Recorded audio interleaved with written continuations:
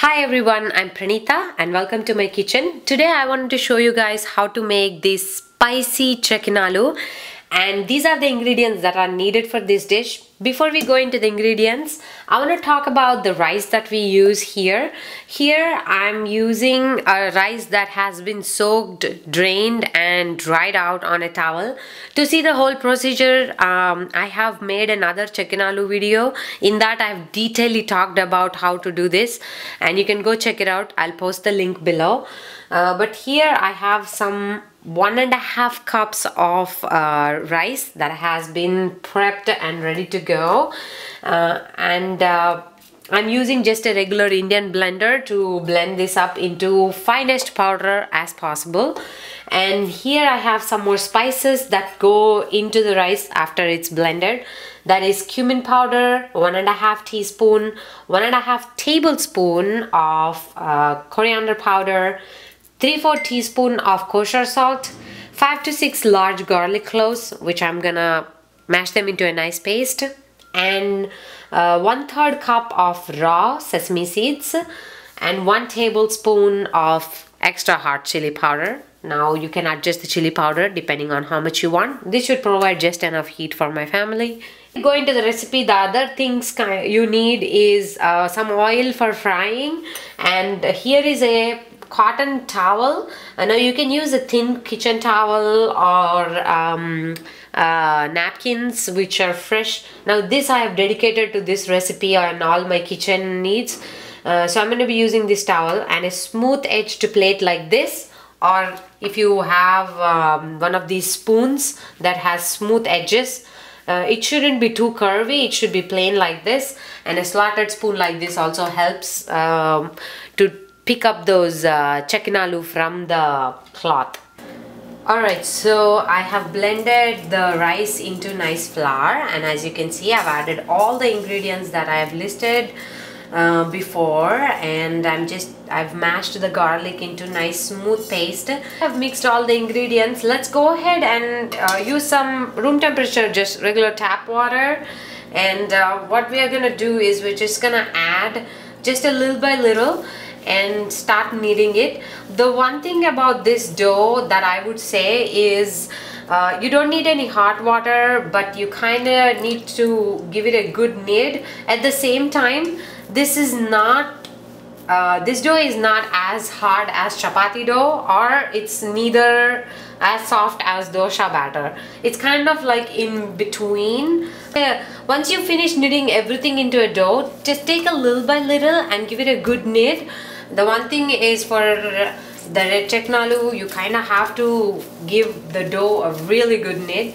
So I'm gonna take a small portion and kind of keep going at it until I feel like it has a nice smooth texture. And I always give it a test. That is, the ultimate result we want is to be able to roll it out into a nice thin log without breaking. So if I can do that, that means the dough is ready. So I'm gonna knead until I get that texture, and sometimes I might add water or I might not, but don't make it too runny. So I've given it a good knead, and if I take some and start molding it into a nice thin log, see, as it's not breaking and I'm able to do it as thin as I want, and it still has a big log. So sometimes you kind of have to adjust the consistency of the dough. Some people can mold the Chakinalu with a smoother dough. Some people need a little bit of hard dough, so you kind of have to figure out which you're consistent with and kind of practice and experiment with it. So I would definitely ask you to do that. And now I have a nice towel laid out over there to get me started on this Chakinalu. So this dough looks pretty good, so I'm gonna go ahead and start making this Chakinalu.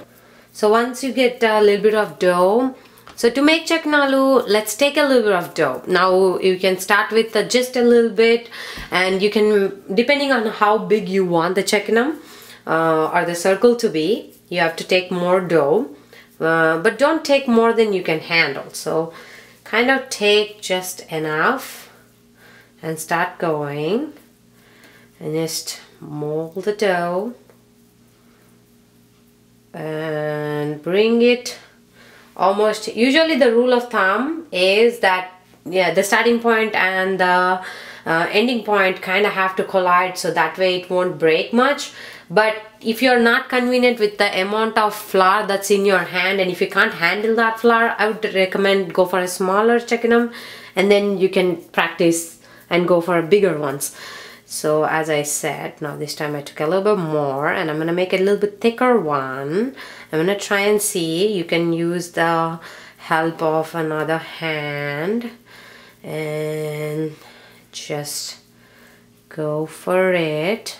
And now at this point you can stop at the end, and then kind of don't let it sit with the gaps in the middle. Kind of move it around so it mixes up and they're nice and closer together, so they won't break when you're taking them out. To get the right texture for these chakinalu after frying, one tip from my mom and my grandma is to let them sit for 10 minutes. They shouldn't be too dry or too wet. So right now it's a lot wet, so you want to let them dry a little bit. So for example, if you're making a huge quantity, like above 1 kg or 2 kgs of chakinalu, I would say fill up the whole towel with chakinalu, and remember the order that you have done them, and then start frying and start heating up your oil as you keep going, because you don't want to rush the process. Sometimes what happens is, if there is a lot of moisture in the chakinam, they might splutter when you're frying them in the oil, so you don't want that to happen. Just to avoid that and an even texture, you want to let them sit and they'll form a nice watery ring. That's why you have to use a cotton towel or a cotton piece of cloth that is good to absorb a nice amount of water. So I'm gonna let them sit and heat up the oil slowly, so there's no rush, and I give enough 10 to 15 minutes time for them to just sit and you know, give away a lot of water. So to take out the chakinalu from the towel into the oil, now there's another technique. You don't want to break them. As I said, if they are too dry, they will break. You need a nice soft edged plate that is not too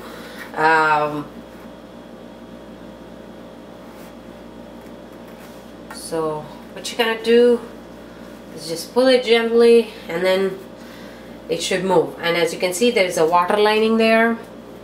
Now these are the two that I have made before, which kind of was a test ones. And one point I forgot to mention is that before making these chakinalu, make sure that you test the flour and the dough, so that they have enough amount of chili powder and salt and spices, so that way you end up with great tasting chakinalu. And if you don't have a smooth edged plate like that, now you can take a porcelain or a plastic plate like that and slowly use a slotted spoon like this and manipulate. Now you need a little bit bigger one. If you're taking smaller chakinalu on a smaller spoon like this, that will work. But if you have a bigger chakinam and you want to take it out without breaking, you would have to need something like this, a little bit bigger, or a plate like this would help. Alright, the oil seems hot enough. It's at 310 degrees. Now you want to heat it up to 320, so I'm kind of waiting for it to go up. But here I have a first batch of chakinalu that I have gotten into the plate. The way to fry them or to just put them in oil is take the plate as close to the oil as possible, and you want to just slowly slide it in. As I said, please be careful, watch out, you know, sometimes they splutter and you don't want anything you know, dangerous happening with oil, hot oil in a pan. So just, I'm gonna slide a couple of them. Now once after you have picked up the chakinalu onto the plate, don't let them sit there for a long time. They will start sticking to the plate. You want to just pick them up before you want to fry them, and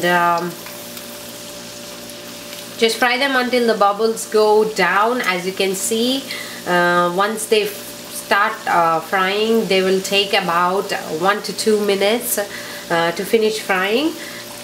As you can see here, do not overcrowd the pan. Now I've added just a couple of them, and in just 30 seconds the bubbles have gone down halfway through, and I can see most of the chicken frying up, and I'm flipping them over now and then, more frequently than I would, and you can see this seems like it's mostly done, and I'm gonna take them out.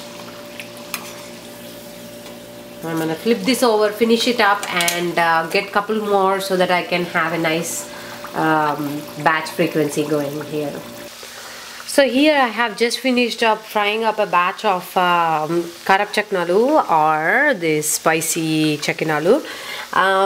These they look perfect, and you know, the sesame seeds that you can see is the amount of sesame seeds that you can see in this recipe is really great, and I'm really happy the way they turned out. And always you want to do a break test to see how crispy and crunchy they are. You can always double fry if you want to go, but you just want to make sure that you fry them nice and slowly and they come out perfect.